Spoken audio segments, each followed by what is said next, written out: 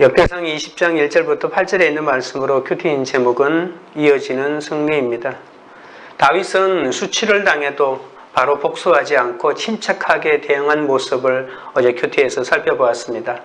자신이 행한 일을 되돌아보면서 상대의 관점에서 이해하라고 애를 썼죠. 이런 분별력은 복수보다 하나님이 선히 여기시는 것이 무엇인지를 먼저 찾는 겸손에서 나옵니다. 우리는 어리석은 한운처럼 하나님을 믿지 않는 이들의 말에 휘둘려서 주위 사람에게 수치와 조롱을 안겨줄 수 있음을 알고 주의해야 합니다. 시편 1편 1절에도 하나님의 사람은 악인들의 꾀, 그러니까 그들의 충고와 그들의 가치관을 따라서는 안 된다고 말하고 있지 않습니까? 참된 승리를 얻으려면 요압과 아비새처럼 서로에게 나의 등을 믿고 맡길 수 있는 믿음의 공동체가 있어야 한다는 것도 살펴보았습니다.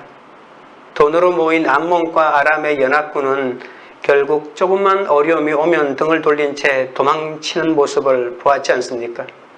하나님은 돈 때문에 전쟁에 임한 아람의 용병들이 아니라 하나님의 성읍들을 위해 믿음으로 전쟁에 담대히 임한 이스라엘의 군사들에게 승리를 주셨습니다. 돈으로 맺어진 관계는 영원할 수 없죠. 세상이 돈에 휘둘리고 있고 모든 문제가 돈으로 해결되는 것처럼 보여도 승리를 주시는 분은 오직 하나님이심을 잊지 말아야 합니다. 나에게 망하는 사건이 찾아왔을 때 그 망한 것을 인정하고 믿음의 공동체와 더불어 화친하여 사는 것이 은혜로 살아갈 수 있는 마지막 기회인 것도 잊지 말아야 합니다. 겸손히 하나님이 선히 여기시는 뜻을 따르는 성도가 승리를 얻고 말씀을 성취하시는 하나님을 경험하게 됩니다. 오늘은 다윗의 군대가 이어지는 승리를 얻는 장면을 살펴보겠습니다. 첫째로 암몬 원정에서의 승리입니다. 1절입니다. 해가 바뀌어 왕들이 출전할 때가 되매 요압이 그 군대를 거느리고 나가서 암몬 자손의 땅을 격파하고 들어가 랍바를 에워싸고 다윗은 예루살렘에 그대로 있더니 요압이 랍바를 쳐서 함락시키매. 이미 암몬의 주력 부대를 대패시킨 다윗의 군대는 요압의 주도로 암몬의 수도 랍바를 에워쌉니다. 우리가 어제 큐티에서도 살펴보았듯이 함락은 시키지 못했고 첫 번째 전쟁에서 사고 보지도 못하고 도망가는 그러한 사람들에 대해서 요압은 군대를 이끌고 예루살렘으로 돌아갔다고 말하고 있잖아요. 그런데 다시 이러한 전쟁이 시작되었습니다. 이 전쟁, 랍바를 함락시키는 전쟁이 시작할 때 다윗은 예루살렘에 그대로 머물러 있었다고 합니다. 오늘 1절에도 뒷부분에 보십시오. 다윗은 예루살렘에 그대로 있더니, 이때가 바로 그가 밧세바를 범하고 우리아를 살인함으로써 악을 행한 기간이기도 합니다. 역대기에서는 구체적으로 다윗이 안 좋은 일을 한 것을 하나도 기억하지 않는데 이렇게 다윗은 예루살렘에 그대로 있더니라고 이렇게 암시를 주는 표현들을 가끔 씁니다. 이스라엘이 암몬 원정에 나설 때 다윗은 궁에 있다가 밧세바를 범하죠. 오늘 본문에서는 그 사건을 전혀 언급하지 않습니다. 다윗의 전쟁 업적과 전리품으로 얻은 그 수많은 것들을 성전 건축 준비를 하고 있다고 소개하고 있는데 밧세바 사건을 언급하면 이 역대기가 기록하고 있는 목적에 위반되기도 합니다. 또한 성전을 건축할 솔로몬이 밧세바의 아들이라는 것에 대해서도 역대기는 침묵합니다. 다윗은 전쟁에 앞장서야 하는 왕의 책임을 등한시하다 간음을 범하고 맙니다. 자기 역할에 충실하지 않고 하나님과 맺은 언약도 업신여긴 다윗이 암몬과의 전쟁에서 승리한 것은 그의 힘이 대단했어도 그가 죄를 회개했어도 요압의 전략이 탁월했어도 아닙니다. 그것은 다윗의 왕국을 견고하게 하겠다는 약속을 굳게 지키시는 하나님의 신실하심 때문입니다. 성경은 다윗이 부하의 아내를 취하는 모습과 그가 다시 일어나 암몬 자손의 성읍을 취하는 모습을 대조적으로 보여주죠. 사명 따라 사는 성도에게 주시는 하나님의 승리를 보여줍니다.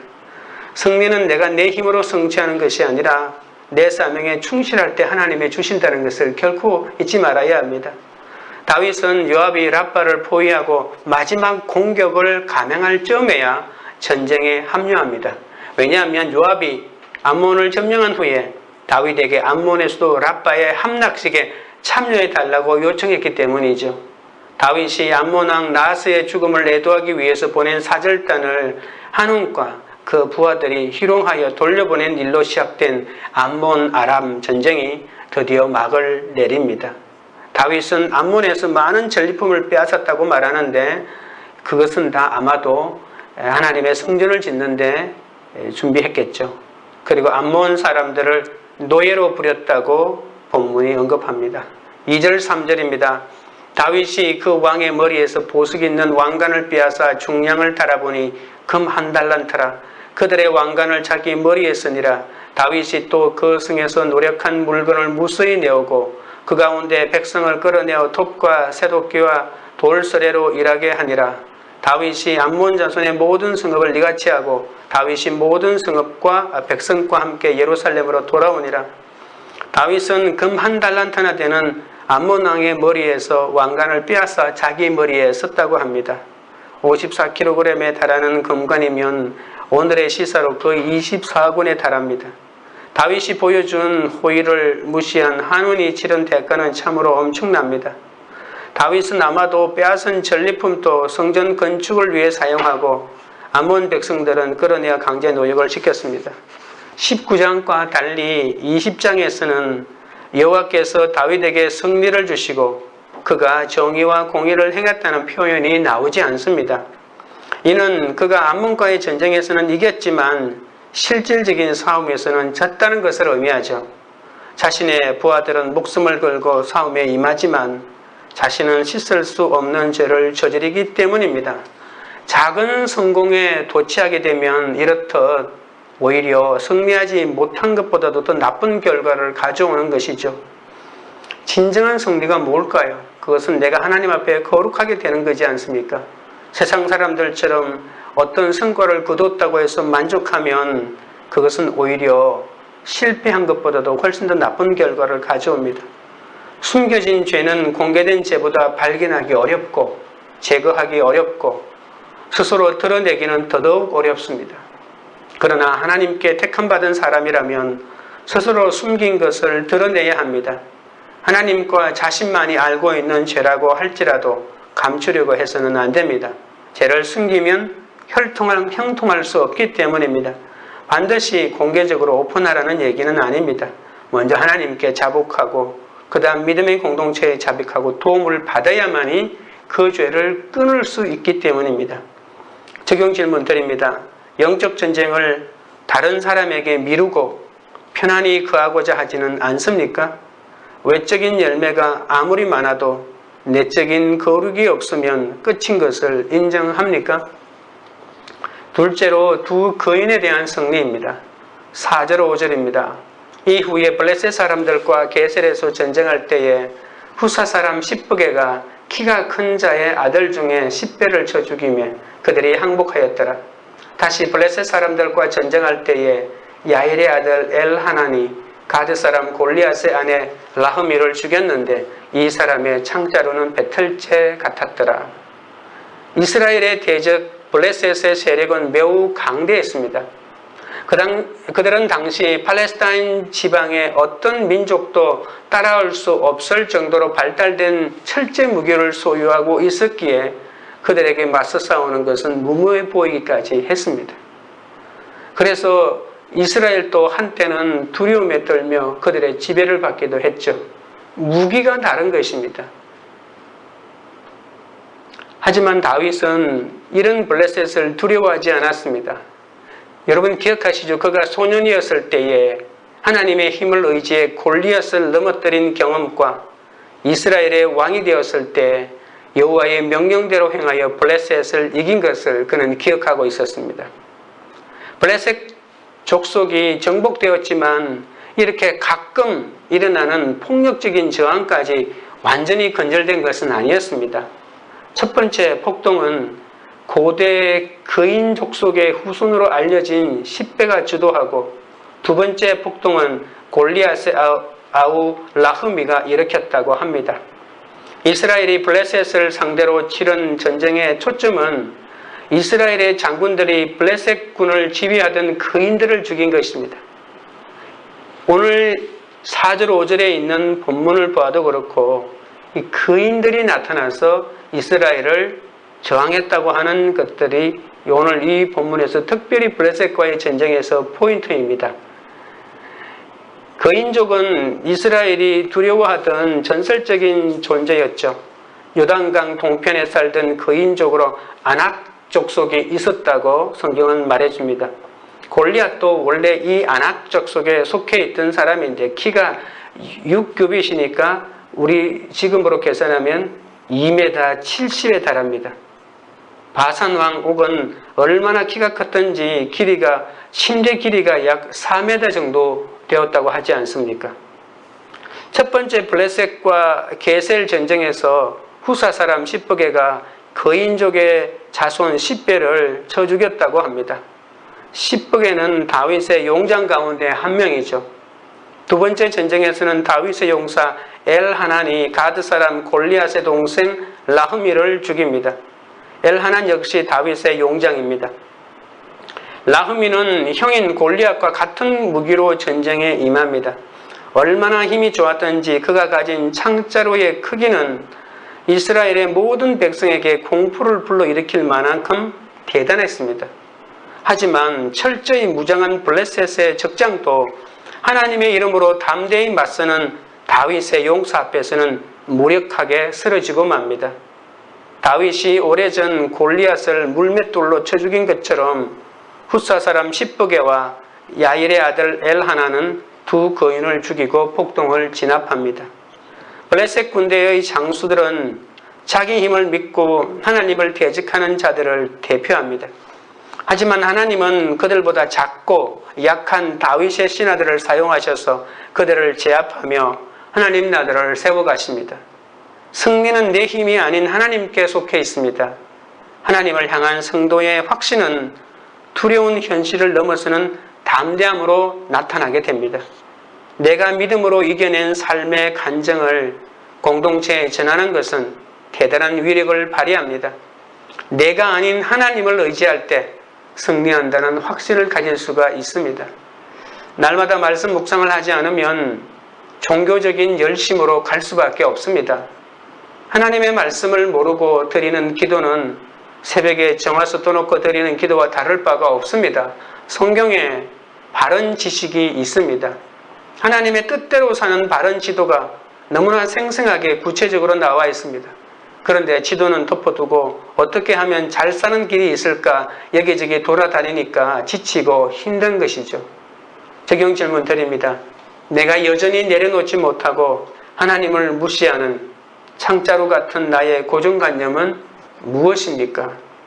셋째로 가드의 거인에 대한 승리입니다. 6절 7절입니다.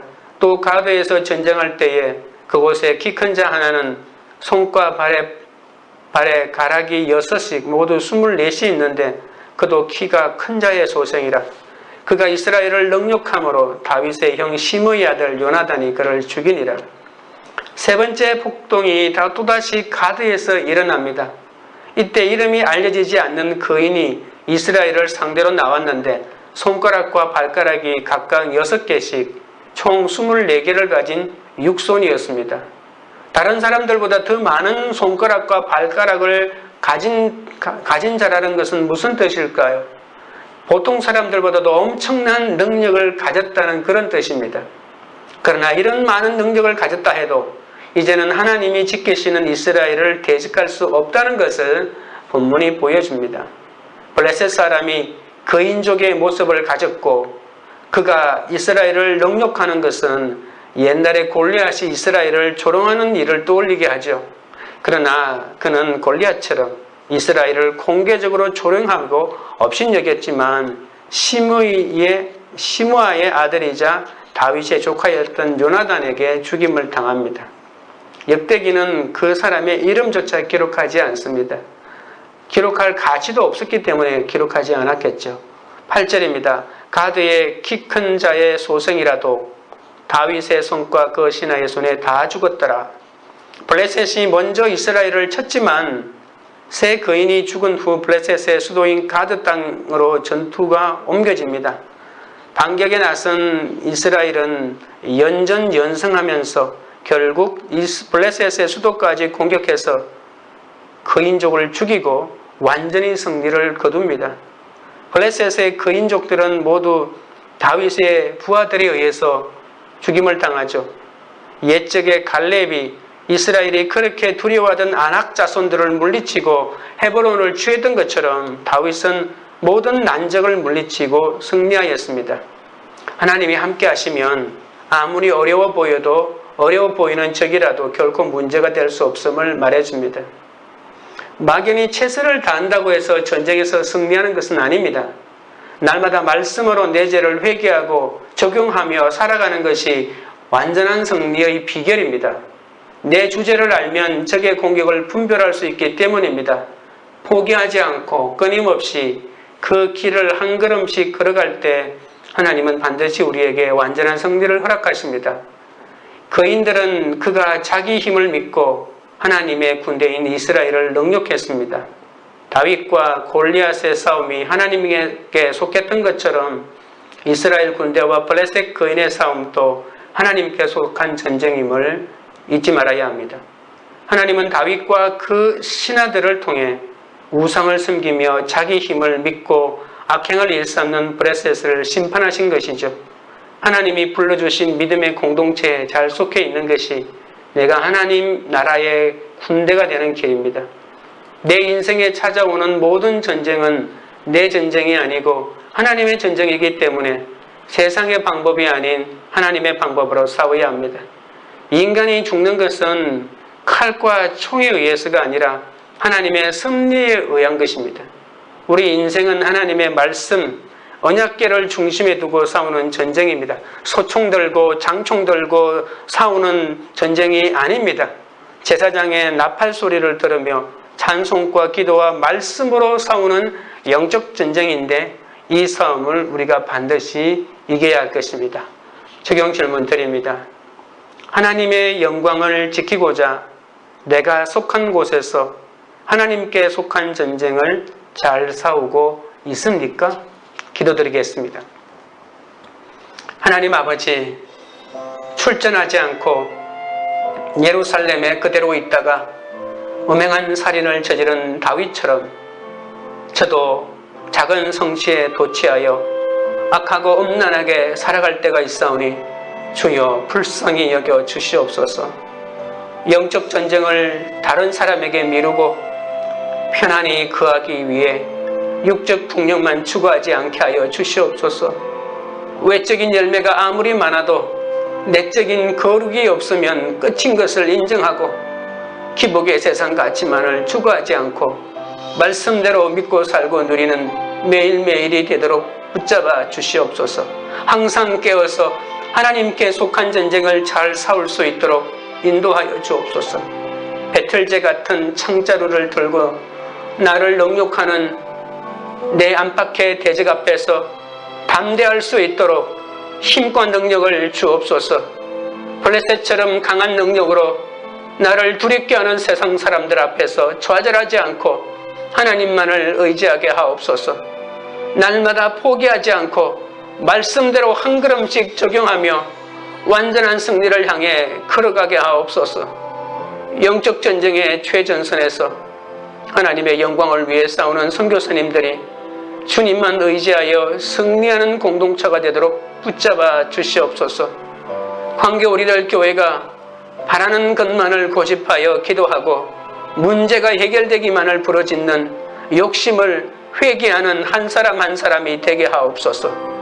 죄에 대한 책임을 반드시 물으시면서도 긍휼과 사랑을 잊지 않으시는 주님을 신뢰하는 공동체가 되게 하옵소서. 오직 주의 신실하심을 따라 우리에게 맡겨주신 사명과 책임을 성실히 감당하는 그런 공동체가 되도록 인도하여 주시옵소서. 예수님의 이름으로 기도드립니다. 아멘.